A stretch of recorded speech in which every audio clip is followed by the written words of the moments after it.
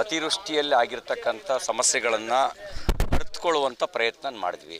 ಇವತ್ತು ವಿಜಯಪುರ ಜಿಲ್ಲೆಗೆ ಬಂದಿದ್ದೇವೆ.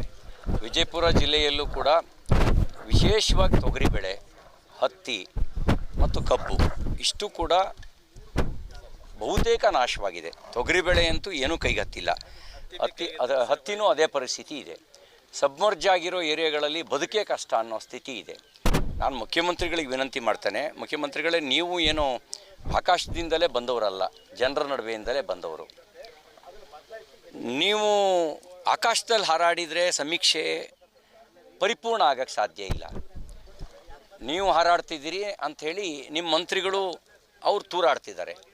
ಈ ಹಾರಾಟ ತೂರಾಟನ ಬಿಡಿ, ಹಳ್ಳಿಗೆ ಬನ್ನಿ. ಹಳ್ಳಿಗೆ ಬಂದು ರೈತರ ಜೊತೆಯಲ್ಲಿ ಮಾತಾಡಿ, ಜಮೀನು ನೋಡಿ, ಅಲ್ಲಿ ಬೆಳೆ ಕಂಡುಕೊಂಡಿರ್ತಕ್ಕಂಥ ರೈತರ ಪರಿಸ್ಥಿತಿನ ಅರ್ಥ ಮಾಡ್ಕೊಳ್ಳಿ. ಮತ್ತು ನನಗೆ ಆತಂಕ ಇರೋದೇನು ಅಂದರೆ, ಈಗಾಗಲೇ ಕರ್ನಾಟಕ ರಾಜ್ಯ ರೈತರ ಆತ್ಮಹತ್ಯೆಯಲ್ಲಿ ನಂಬರ್ 2 ದೇಶದಲ್ಲೇ. ಮೊದಲನೇ ಸ್ಥಾನದಲ್ಲಿ ಮಹಾರಾಷ್ಟ್ರ ಇದ್ದರೆ, ಎರಡನೇ ಸ್ಥಾನದಲ್ಲಿ ಕರ್ನಾಟಕ ಇದೆ. ಅವ್ರಿಗೆ ವಿಶ್ವಾಸ ತುಂಬದೇ ಇದ್ದರೆ, ಅವ್ರಿಗೆ ಪರಿಹಾರ ಕೊಡದೇ ಇದ್ದರೆ ನಾವೆಲ್ಲಿ ಮೊದಲನೇ ಸ್ಥಾನಕ್ಕೆ ಬಂದುಬಿಡ್ತೀವಿ ಅನ್ನೋ ಭಯ ಕಾಡ್ತಾ ಇದೆ.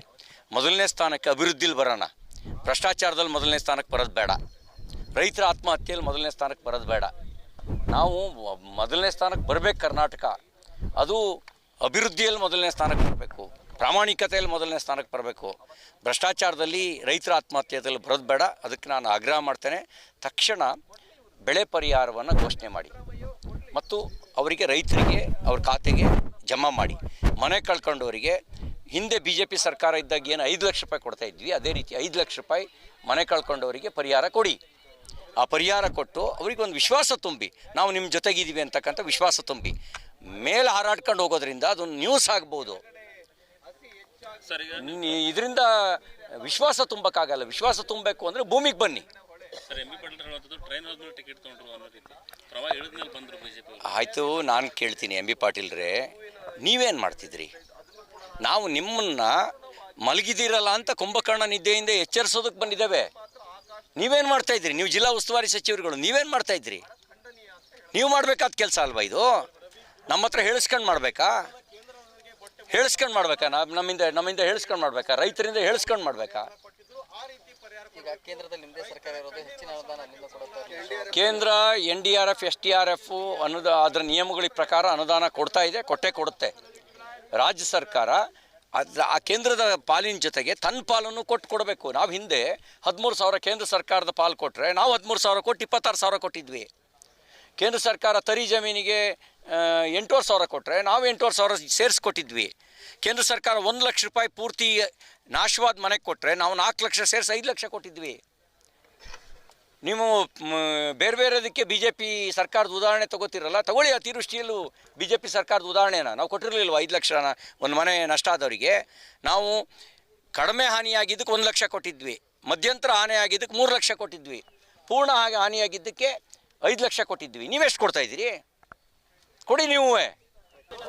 ಅತಿವೃಷ್ಟಿಯಲ್ಲಿ ಆಗಿರ್ತಕ್ಕಂಥ ಸಮಸ್ಯೆಗಳನ್ನು ಅರಿತುಕೊಳ್ಳುವಂಥ ಪ್ರಯತ್ನ ಮಾಡಿದ್ವಿ. ಇವತ್ತು ವಿಜಯಪುರ ಜಿಲ್ಲೆಗೆ ಬಂದಿದ್ದೇವೆ.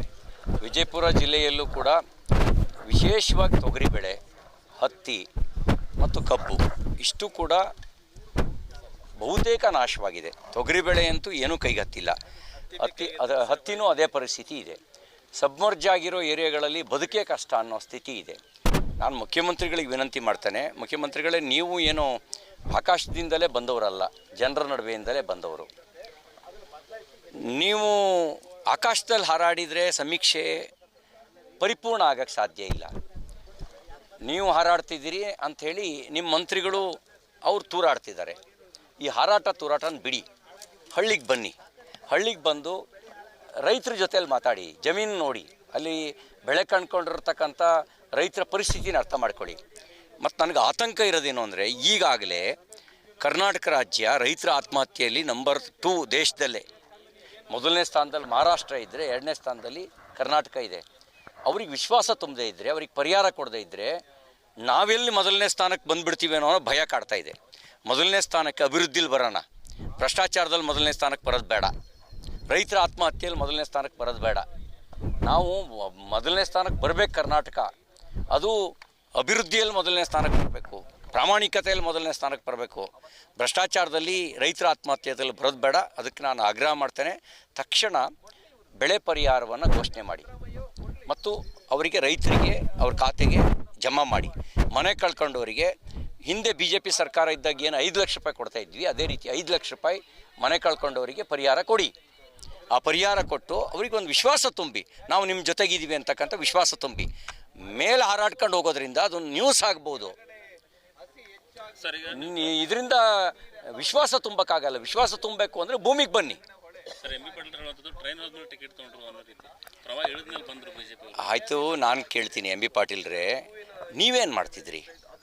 ನಾವು ನಿಮ್ಮನ್ನು ಮಲಗಿದಿರಲ್ಲ ಅಂತ ಕುಂಭಕರ್ಣ ನಿದ್ದೆಯಿಂದ ಎಚ್ಚರಿಸೋದಕ್ಕೆ ಬಂದಿದ್ದೇವೆ. ನೀವೇನು ಮಾಡ್ತಾಯಿದ್ರಿ? ನೀವು ಜಿಲ್ಲಾ ಉಸ್ತುವಾರಿ ಸಚಿವರುಗಳು, ನೀವೇನು ಮಾಡ್ತಾಯಿದ್ರಿ? ನೀವು ಮಾಡಬೇಕಾದ ಕೆಲಸ ಅಲ್ವಾ ಇದು? ನಮ್ಮ ಹತ್ರ ಹೇಳಿಸ್ಕೊಂಡು ಮಾಡಬೇಕಾ? ನಮ್ಮಿಂದ ಹೇಳಿಸ್ಕೊಂಡು ಮಾಡಬೇಕಾ? ರೈತರಿಂದ ಹೇಳಿಸ್ಕೊಂಡು ಮಾಡಬೇಕಾ? ಕೇಂದ್ರ NDRF SDRF ಅದರ ನಿಯಮಗಳ ಪ್ರಕಾರ ಅನುದಾನ ಕೊಡ್ತಾ ಇದೆ, ಕೊಡುತ್ತೆ. ರಾಜ್ಯ ಸರ್ಕಾರ ಆ ಕೇಂದ್ರದ ಪಾಲಿನ ಜೊತೆಗೆ ತನ್ನ ಪಾಲನ್ನು ಕೊಡಬೇಕು. ನಾವು ಹಿಂದೆ 13,000 ಕೇಂದ್ರ ಸರ್ಕಾರದ ಪಾಲು ಕೊಟ್ಟರೆ ನಾವು 13,000 ಕೊಟ್ಟು 26,000 ಕೊಟ್ಟಿದ್ವಿ. ಕೇಂದ್ರ ಸರ್ಕಾರ ತರಿ ಜಮೀನಿಗೆ 8,500 ಕೊಟ್ಟರೆ ನಾವು 8,500 ಸೇರಿಸ್ಕೊಟ್ಟಿದ್ವಿ. ಕೇಂದ್ರ ಸರ್ಕಾರ 1 ಲಕ್ಷ ರೂಪಾಯಿ ಪೂರ್ತಿ ನಾಶವಾದ ಮನೆಗೆ ಕೊಟ್ಟರೆ ನಾವು 4 ಲಕ್ಷ ಸೇರಿಸಿ 5 ಲಕ್ಷ ಕೊಟ್ಟಿದ್ವಿ.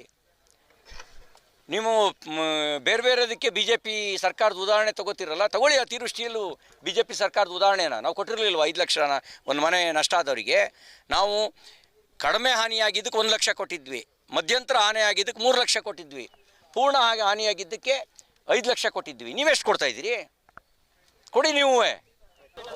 ಅತಿವೃಷ್ಟಿಯಲ್ಲಿ ಆಗಿರ್ತಕ್ಕಂಥ ಸಮಸ್ಯೆಗಳನ್ನು ಅರ್ಥಕೊಳ್ಳುವಂಥ ಪ್ರಯತ್ನ ಮಾಡಿದ್ವಿ. ಇವತ್ತು ವಿಜಯಪುರ ಜಿಲ್ಲೆಗೆ ಬಂದಿದ್ದೇವೆ. ವಿಜಯಪುರ ಜಿಲ್ಲೆಯಲ್ಲೂ ಕೂಡ ವಿಶೇಷವಾಗಿ ತೊಗರಿ ಬೆಳೆ, ಹತ್ತಿ ಮತ್ತು ಕಬ್ಬು ಇಷ್ಟು ಕೂಡ ಬಹುತೇಕ ನಾಶವಾಗಿದೆ. ತೊಗರಿ ಬೆಳೆಯಂತೂ ಏನೂ ಕೈಗೆ ಹತ್ತಿಲ್ಲ. ಹತ್ತಿನೂ ಅದೇ ಪರಿಸ್ಥಿತಿ ಇದೆ. ಸಬ್ಮರ್ಜ್ ಆಗಿರೋ ಏರಿಯಾಗಳಲ್ಲಿ ಬದುಕೇ ಕಷ್ಟ ಅನ್ನೋ ಸ್ಥಿತಿ ಇದೆ. ನಾನು ಮುಖ್ಯಮಂತ್ರಿಗಳಿಗೆ ವಿನಂತಿ ಮಾಡ್ತೇನೆ, ಮುಖ್ಯಮಂತ್ರಿಗಳೇ, ನೀವು ಏನೋ ಆಕಾಶದಿಂದಲೇ ಬಂದವರಲ್ಲ, ಜನರ ನಡುವೆಯಿಂದಲೇ ಬಂದವರು.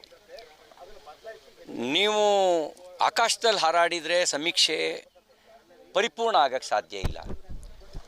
ನೀವು ಹಾರಾಡ್ತಿದ್ದೀರಿ ಅಂಥೇಳಿ ನಿಮ್ಮ ಮಂತ್ರಿಗಳು ಅವ್ರು ತೂರಾಡ್ತಿದ್ದಾರೆ. ಈ ತೂರಾಟನ ಬಿಡಿ, ಹಳ್ಳಿಗೆ ಬನ್ನಿ. ಹಳ್ಳಿಗೆ ಬಂದು ರೈತರ ಜೊತೆಯಲ್ಲಿ ಮಾತಾಡಿ, ಜಮೀನು ನೋಡಿ, ಅಲ್ಲಿ ಬೆಳೆ ಕಂಡ್ಕೊಂಡಿರ್ತಕ್ಕಂಥ ರೈತರ ಪರಿಸ್ಥಿತಿನ ಅರ್ಥ ಮಾಡ್ಕೊಳ್ಳಿ. ಮತ್ತು ನನಗೆ ಆತಂಕ ಇರೋದೇನು ಅಂದರೆ, ಈಗಾಗಲೇ ಕರ್ನಾಟಕ ರಾಜ್ಯ ರೈತರ ಆತ್ಮಹತ್ಯೆಯಲ್ಲಿ ನಂಬರ್ 2 ದೇಶದಲ್ಲೇ. ಮೊದಲನೇ ಸ್ಥಾನದಲ್ಲಿ ಮಹಾರಾಷ್ಟ್ರ ಇದ್ದರೆ, 2ನೇ ಸ್ಥಾನದಲ್ಲಿ ಕರ್ನಾಟಕ ಇದೆ. ಅವ್ರಿಗೆ ವಿಶ್ವಾಸ ತುಂಬದೇ ಇದ್ದರೆ, ಅವ್ರಿಗೆ ಪರಿಹಾರ ಕೊಡದೇ ಇದ್ದರೆ ನಾವೆಲ್ಲಿ ಮೊದಲನೇ ಸ್ಥಾನಕ್ಕೆ ಬಂದುಬಿಡ್ತೀವಿ ಅನ್ನೋ ಭಯ ಕಾಡ್ತಾ ಇದೆ. ಮೊದಲನೇ ಸ್ಥಾನಕ್ಕೆ ಅಭಿವೃದ್ಧಿಲಿ ಬರೋಣ, ಭ್ರಷ್ಟಾಚಾರದಲ್ಲಿ ಮೊದಲನೇ ಸ್ಥಾನಕ್ಕೆ ಬರೋದು ಬೇಡ, ರೈತರ ಆತ್ಮಹತ್ಯೆಯಲ್ಲಿ ಮೊದಲನೇ ಸ್ಥಾನಕ್ಕೆ ಬರೋದು ಬೇಡ. ನಾವು ಮೊದಲನೇ ಸ್ಥಾನಕ್ಕೆ ಬರಬೇಕು. ಕರ್ನಾಟಕ ಅದು ಅಭಿವೃದ್ಧಿಯಲ್ಲಿ ಮೊದಲನೇ ಸ್ಥಾನಕ್ಕೆ ಬರಬೇಕು, ಪ್ರಾಮಾಣಿಕತೆಯಲ್ಲಿ ಮೊದಲನೇ ಸ್ಥಾನಕ್ಕೆ ಬರಬೇಕು. ಭ್ರಷ್ಟಾಚಾರದಲ್ಲಿ ರೈತರ ಆತ್ಮಹತ್ಯೆಯಲ್ಲಿ ಬರೋದು ಬೇಡ. ಅದಕ್ಕೆ ನಾನು ಆಗ್ರಹ ಮಾಡ್ತೇನೆ. ತಕ್ಷಣ ಬೆಳೆ ಪರಿಹಾರವನ್ನು ಘೋಷಣೆ ಮಾಡಿ ಮತ್ತು ಅವರಿಗೆ ರೈತರಿಗೆ ಅವ್ರ ಖಾತೆಗೆ ಜಮಾ ಮಾಡಿ. ಮನೆ ಕಳ್ಕೊಂಡವರಿಗೆ ಹಿಂದೆ BJP ಸರ್ಕಾರ ಇದ್ದಾಗ ಏನು 5 ಲಕ್ಷ ರೂಪಾಯಿ ಕೊಡ್ತಾ ಇದ್ವಿ, ಅದೇ ರೀತಿ 5 ಲಕ್ಷ ರೂಪಾಯಿ ಮನೆ ಕಳ್ಕೊಂಡವರಿಗೆ ಪರಿಹಾರ ಕೊಡಿ. ಆ ಪರಿಹಾರ ಕೊಟ್ಟು ಅವ್ರಿಗೆ ಒಂದು ವಿಶ್ವಾಸ ತುಂಬಿ, ನಾವು ನಿಮ್ಮ ಜೊತೆಗಿದ್ದೀವಿ ಅಂತಕ್ಕಂಥ ವಿಶ್ವಾಸ ತುಂಬಿ. ಮೇಲೆ ಹಾರಾಡ್ಕೊಂಡು ಹೋಗೋದ್ರಿಂದ ಅದೊಂದು ನ್ಯೂಸ್ ಆಗ್ಬೋದು. ಇದರಿಂದ ವಿಶ್ವಾಸ ತುಂಬಕ್ಕಾಗಲ್ಲ. ವಿಶ್ವಾಸ ತುಂಬಬೇಕು ಅಂದರೆ ಭೂಮಿಗೆ ಬನ್ನಿ. ಆಯಿತು, ನಾನು ಕೇಳ್ತೀನಿ MB ಪಾಟೀಲ್ರೇ, ನೀವೇನು ಮಾಡ್ತಿದ್ರಿ?